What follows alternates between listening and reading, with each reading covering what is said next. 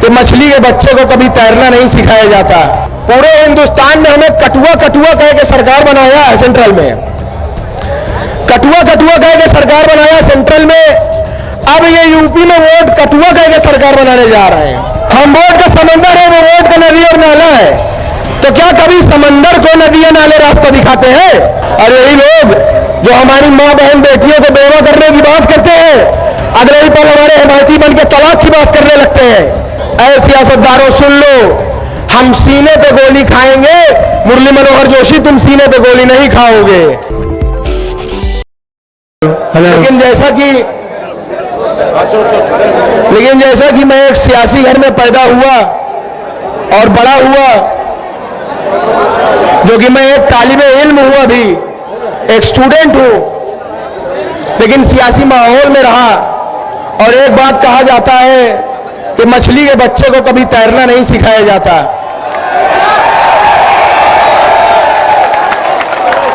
वही खून मेरी भी रगों में है, वही हौसला, वही ताकत, वही जज्बात मेरी भी रगों में है, लड़ने की कुव्वत मेरी भी रगों में है। उसी बाप की औलाद हूं मैं भी।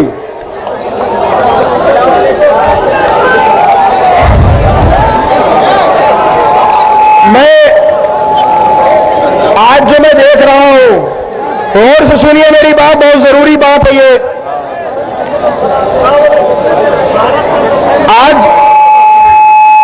आज इतने दिनों से मैं देख रहा हूं और एक जमाने से देखता आ रहा हूं, और अपने अब्बा से बात करने के बाद, और उन्होंने कहा कि एक लीडर हिंदुस्तान में है, इतना अपडेटेड, इतना हाईली लर्नेड लीडर मैंने अपनी जिंदगी में नहीं देखा। इतना अप टू डेट रहने वाला लीडर मैंने अपनी जिंदगी में नहीं देखा। अमान उसको दो, नहीं देखा। एक निजी वाकया बताऊं तो जब अब्बा जेल में थे, अभी गुजरात जेल में पहुंचे, उनको महज 2 साल से वो जेल में है गुजरात में। तो जब से वो गुजरात जेल में है, वो 2 ही चीज लाने को कहते हैं। एक अर्तुगरुल की सीरीज ले आ दो, कहते हैं कि एक अर्तुगरुल की सीरीज ले आ दो, और जनाब असदुद्दीन ओवैसी साहब की स्पीचेस ले आओ। यहां तक कि ये जुनून उनकी स्पीच को सुनने का कि जो जब सांसद थे उस समय के जो अब्बा के पीए थे, उनको दिल्ली में कहलाया कि जब मैं सांसद था और उससे पहले उस जमाने के जो असदुद्दीन ओवैसी साहब की स्पीचेस हैं वो मुझे पेन ड्राइव में करके जेल भेजो, ये तक कहलाया गया। तो जब मैंने अपने अब्बा की बात सुनी, असदुद्दीन ओवैसी साहब के बयानों को सुना, स्पीचेस को सुना, तो यह एहसास हुआ मेरा भी जो इल्म है, जो अक्ल इजाजत देती है, उस हिसाब से हमें समझ में आया कि हम आज तक ठगे जा रहे हैं, आज तक हम ठगे जा रहे हैं। जैसे कि कहा जाता है कि तुम्हारी फाइलों में गांव का मौसम गुलाबी है, मगर ये आंकड़े झूठे हैं, ये दावा किताबी है। समझ लीजिए कि इसी तरह से हम लोग ठगे जा रहे हैं और झूठ बोला जा रहा है। हम तो वो हैं जिन्होंने इतने साल वोट दिया है, हमारे आपके बाप दादाओं ने इनको वोट दिया है। अगर आज हम खुद वोट मांगने की बात कर रहे हैं तो हम क्या जुल्म कर रहे हैं? क्या जुल्म कर रहे हैं बताइए? अगर हम वोट मांग रहे हैं तो हम गलत कर रहे हैं।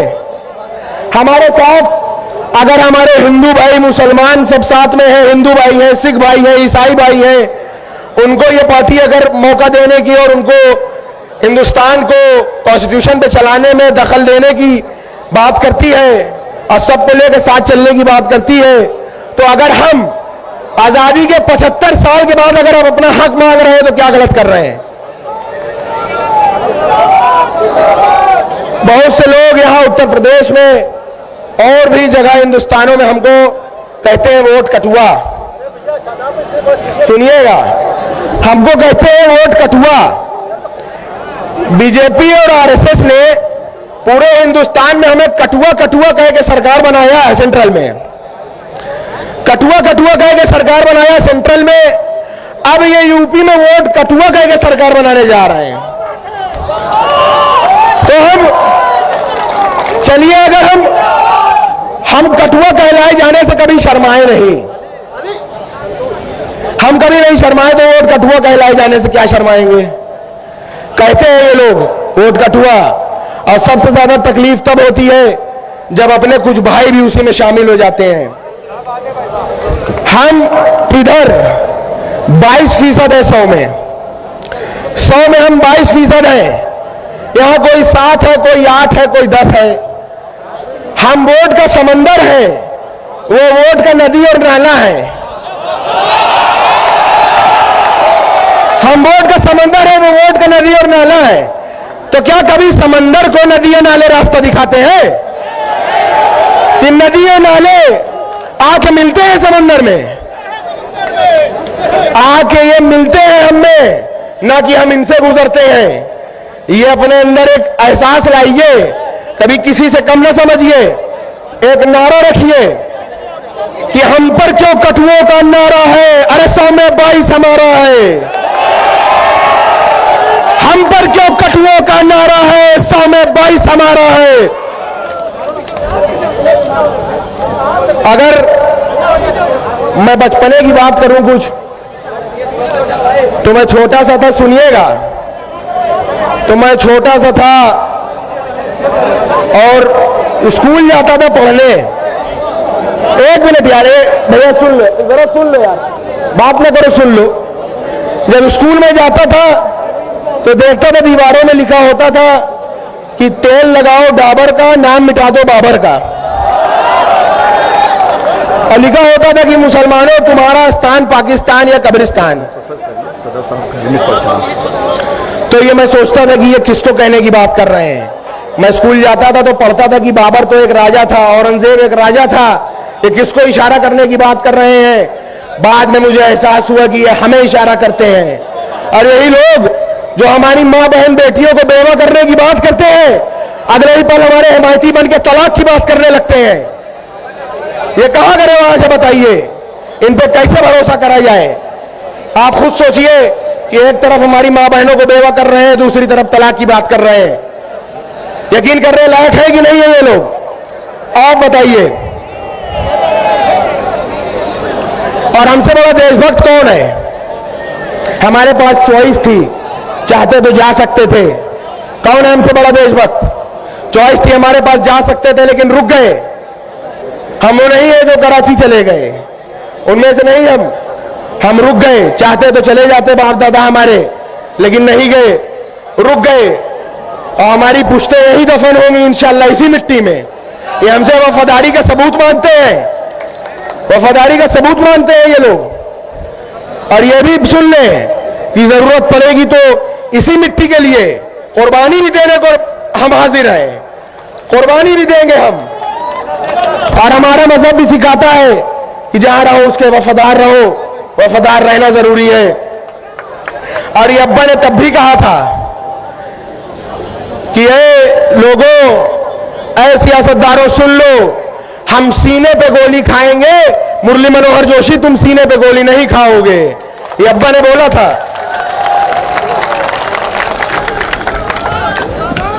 सन 89 से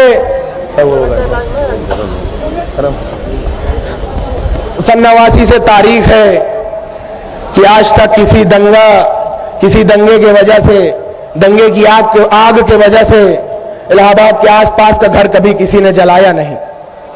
ये तारीख गवाह है खुद में कि हमारे वालिद जब से विधायक बने तब से किसी दंगे ने किसी के घर को जलाया नहीं। आखिर जब घर जलाना हुआ तो सबसे पहले हमारा घर जलाया, हमारा घर तोड़ा, हमारा घर पूरा तोड़ के एक कर दिया। और ये तोड़ के ये हौसला तोड़ना चाहते हैं, इस बात को समझिएगा। ये कुछ कर ले, इन्होंने घर हमारा भले तोड़ा, लेकिन उन्हें हमारा हौसला नहीं तोड़ा, हमारी हिम्मत नहीं तोड़ी। वो बस एक ईंट की दीवार ही पहचान पाएंगे, बस न बसा न पाए एक घर जो वो घर क्या जान पाएंगे। हमारे हौसले की छांव में एक शहर बसता है, मेरे बच्चों को भी टूटी छतों का डर नहीं होता। तुम उन लोगों के साथी हो कि जिनके अनगिनत घर हैं, मैं उन लोगों का साथी हूं कि जिनका घर नहीं होता। हमारा वक्त आएगा, सुनो सच्ची कहानी है। हमारा वक्त आएगा, सुनो सच्ची कहानी है। हमारे और बदले की रिवायत भी पुरानी है। तैयार रहना कि एक एक ईंट जिस हाथों ने गिराई है, तैयार रहना कि एक एक ईंट जिन हाथों ने गिराई है, एक एक ईंट उन्हीं हाथों से वापस लगवानी है।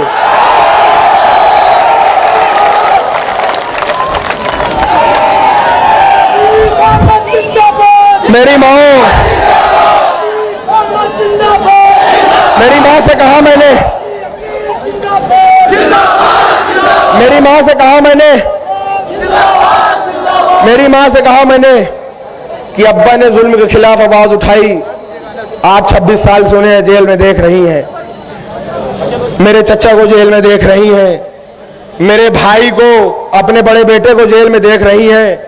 कल को मुझे इस लड़ाई में शहीद होना पड़े तो आंसू न बहाना। तो उन्होंने जवाब दिया कि तुम्हारे बाद मेरे 3 बेटे और हैं, और उसके बाद मैं अपना आंचल फाड़ कर इसको परचम बनाऊंगी, लेकिन अल्लाह के सिवा किसी के सामने सर न झुकाऊंगी।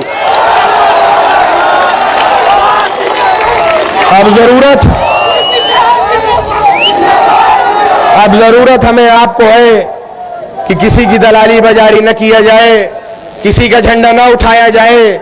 झंडा उठाया जाए तो अपना झंडा उठाया जाए, बात की जाए तो अपनी बात की जाए, किसी और गैर की बात न की जाए।